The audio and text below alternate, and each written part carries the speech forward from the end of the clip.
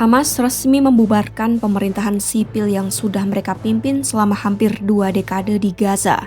Langkah ini diambil untuk menyerahkan urusan harian wilayah itu kepada Komite Ahli Pilihan Amerika Serikat. Mundurnya Hamas dari pemerintahan ini langsung memicu perdebatan soal masa depan konflik di sana. Masalah menjadi rumit karena Israel dan Dewan Perdamaian terus menuntut agar hanya ada satu pasukan keamanan di Gaza.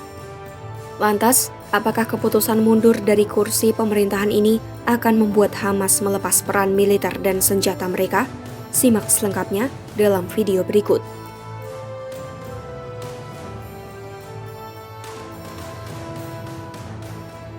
Melansir Al Jazeera, langkah pembubaran yang diumumkan pada Senin 6 Juli 2026 ini sebenarnya hanya berlaku untuk urusan sipil.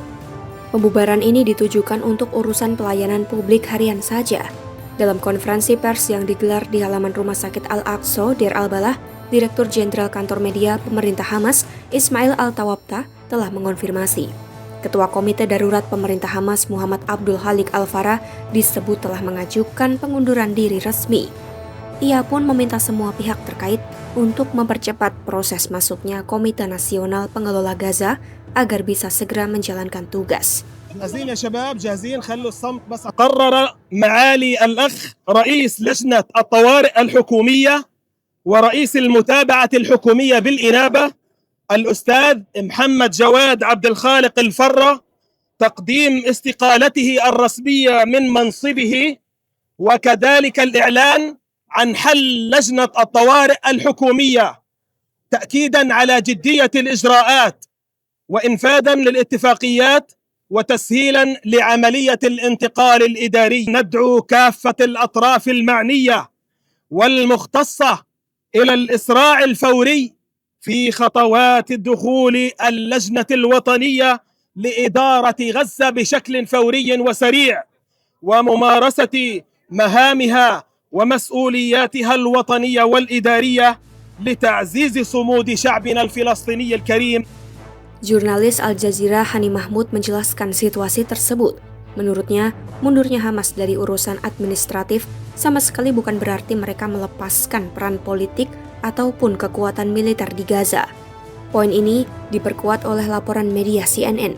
Laporan itu menyatakan kenyataan di lapangan saat ini tidak banyak berubah. Hal ini terjadi karena Hamas beserta seluruh pasukan keamanannya tetap memegang kendali penuh. Mereka menguasai wilayah-wilayah Gaza yang tidak diduduki oleh militer Israel. Mengenai pelayanan publik harian, Hamas menjelaskan semua persiapan transisi hukum sudah selesai. Langkah ini disiapkan agar sekitar 60.000 pegawai negeri di Gaza bisa langsung bekerja di bawah otoritas yang baru. Urusan kantor pemerintahan ini nantinya diserahkan kepada Komite Nasional untuk Administrasi Gaza atau NCAG. Badan ini berisi para pakar ahli atau teknokrat Palestina yang dipimpin oleh Ali Sha'at. Namun, hingga saat ini komite tersebut dilaporkan masih tertahan di Kairo, Mesir. Penahanan ini terjadi karena Israel belum mengizinkan mereka untuk masuk ke wilayah Gaza.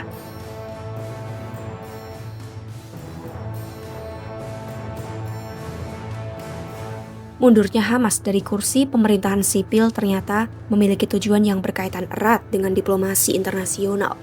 Dalam wawancara dengan AFP pada Senin 6 Juli 2026, juru bicara Hamas Hazim Qasim menyampaikan alasan mereka. Langkah baru ini sengaja diambil untuk menghilangkan alasan bagi pihak Israel. Hamas ingin Israel menghentikan agresi militer di Gaza dan Hamas menyatakan kesiapan mereka untuk menyerahkan seluruh tanggung jawab pengelolaan pemerintahan. Penyerahan dari awal sampai akhir ini dilakukan demi memastikan keberhasilan rencana perdamaian. Melihat fenomena ini, para pakar internasional menilai ada taktik politik yang sedang dimainkan Hamas. Peneliti senior dari Quincy Institute, Khalid El-Jindi, memberikan analisisnya kepada Middle East Eye. Ia menjelaskan keputusan ini merupakan sebuah isyarat kuat dari Hamas kepada Presiden AS Donald Trump. Isyarat tersebut ingin menunjukkan bahwa Hamas bukanlah penghambat kesepakatan damai. Kondisi ini berbeda dengan posisi Israel yang terus melakukan serangan setiap hari. Masih dalam topik yang sama, pakar masalah Gaza dari European Council on Foreign Relations, Muhammad Syihada, ikut bersuara. Ia menjelaskan kepada CNN bahwa langkah ini adalah upaya cerdas dari Hamas. Taktik ini digunakan untuk berbicara langsung dan melompati posisi Perdana Menteri Israel Benjamin Netanyahu. Hubungan langsung ini dinilai dibuat demi menarik perhatian Trump. Menurut Muhammad Syada, Hamas menganggap komite teknokrat ini sebagai satu-satunya jalan keluar. Langkah ini bisa memunculkan pemerintahan Palestina di Gaza yang diakui oleh dunia internasional tanpa adanya penolakan.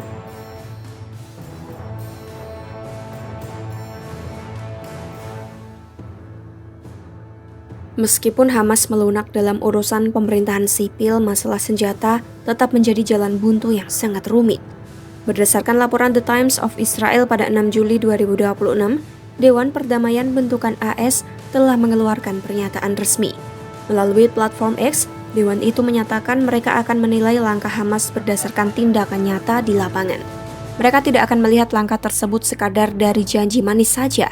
Dewan Perdamaian juga menegaskan kembali aturan utama dalam rencana perdamaian. Aturan itu mengenai pentingnya penyatuan seluruh kekuatan senjata di bawah kendali komite teknokrat yang baru. Di lain sisi, respons keras datang dari pemerintah Israel. Seorang pejabat Israel menyampaikan pandangannya kepada lembaga penyiaran publik Kan.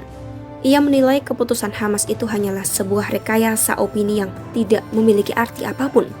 Pihak Israel menganggap Hamas hanya sedang mengulur waktu.